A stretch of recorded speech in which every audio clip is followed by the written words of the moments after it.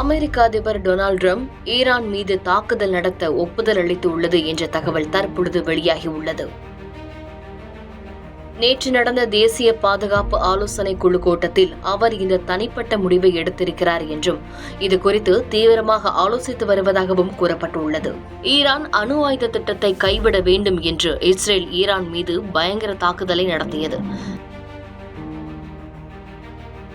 பின்பு இரு நாடுகளும் மாறி மாறி தாக்குதல் நடத்தி வரும் நிலையில் இஸ்ரேலுக்கு பின்பு இருந்து அமெரிக்காதான் இதை தூண்டிவிடுகிறது என்றும் ஈரான் ஒருபுறம் குற்றம் சாட்டிக் கொண்டிருக்கும் வேளையில் தற்பொழுது அமெரிக்காவும் நேரடியாக மூன்றாவது நாடாக இணைந்து ஈரானை தாக்குவதற்கு ஒப்புதல் அளித்துள்ளது என்ற தகவல் தற்பொழுது மிகப்பெரிய அதிர்ச்சியை உலக அளவில் கிளப்பியுள்ளது. இதற்கிடையில் மத்திய கிழக்கில் அமெரிக்கா தனது ராணுவத்தை குவித்து வருகிறது. இதனால் பதற்றம் அதிகரித்துள்ளது. சமீபத்திய தாக்குதல்களில் ஈரானில் 450க்கும் மேற்பட்டோரும் இஸ்ரேலில் 24 பேரும் உயிரிழந்து உள்ளதாகவும் தகவல்கள் தெரிவிக்கின்றன. அமெரிக்க அதிபர் டொனால்டு டிரம்ப் ஈரான் மீது தாக்குதல் நடத்த தனது உயர்மட்ட உதவியாளர்களிடம் தீவிரமாக ஆலோசனை நடத்தி வருவதாகவும் ஈரான் தனது அணு ஆயுத திட்டத்தை நிறுத்தும் வரை பொறுத்திருந்து பார்க்க முடியாது என்றும் டிரம்ப் மறைமுகமாக கூறுவதாகவும் தகவல்கள் வெளியாகியுள்ளது. ஈரானின் போர்டோ செறிவூட்டல் ஆலை அமெரிக்காவின் இலக்குகளில் ஒன்றாக இருக்கலாம். இது நிலத்தின் அடியில் ஆழமாக கட்டப்பட்டுள்ளது.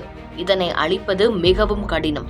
சக்தி வாய்ந்த குண்டுகளால் மட்டுமே அதை தகர்க்க முடியும் என்றும் நிபுணர்கள் கூறுகின்றனர். செய்தியாளர்கள் டிரம்பிடம் தாக்குதல் நடத்த முடிவு செய்துவிட்டீர்களா என்று கேட்டபோது நான் அதை செய்யக்கூடும், செய்யாமலும் போகலாம் என்று முன்பு பதிலளித்திருந்தார். மேலும் அடுத்த வாரம் மிக முக்கியமானதாக இருக்கும் என்றும் ஒரு வாரத்திற்குள் முக்கிய முடிவுகள் எடுக்கப்படலாம் என்றும் அவர் கூறினார். ஈரான் நிபந்தனையின்றி தனது அணு ஆயுத திட்டத்தை முழுமையாக கைவிட வேண்டும் என்பதை டிரம்ப் மீண்டும் வலியுறுத்தினார்.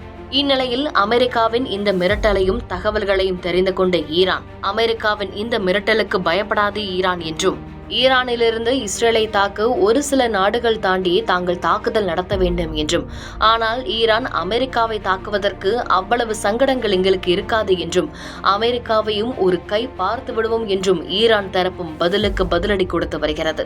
இஸ்ரேல் ஈரான் போரை தொடர்ந்து ஏற்கனவே ஈரான் தன்னுடைய பகுதியில் இருக்கும் ஜலசந்தியை மூடப்போவதாக அறிவித்திருந்தது. இந்தியா உள்பட பல்வேறு நாடுகளையும் கதிகலங்க செய்துள்ளது. ஏனென்றால் ஈரான் ஜலசந்தியை மூடினால் இந்தியா உள்பட பல்வேறு நாடுகளுக்கும் பெட்ரோல் டீசல் விலை உயர்வது மட்டுமல்லாமல் தட்டுப்பாடு ஏற்பட்டு பொருளாதார வீழ்ச்சியடையும் நிலை பயங்கரமாக உருவாகும் என்றும் பொருளாதார நிபுணர்கள் கணித்துள்ளனர். இந்நிலையில் நாளுக்கு நாள் இஸ்ரேல் ஈரானை தொடர்ந்து தற்பொழுது அமெரிக்காவும் இதில் மூன்றாவது நாடாக தனது தலையீட்டையும் கொடுத்து வருவதால் மூன்றாம் உலகப் போருக்கு இது காரணமாக அமையுமோ என்ற அச்சத்தில் இந்த சண்டையை பல்வேறு நாடுகளும் உற்றுநோக்கி கவனித்துக் கொண்டிருக்கிறது.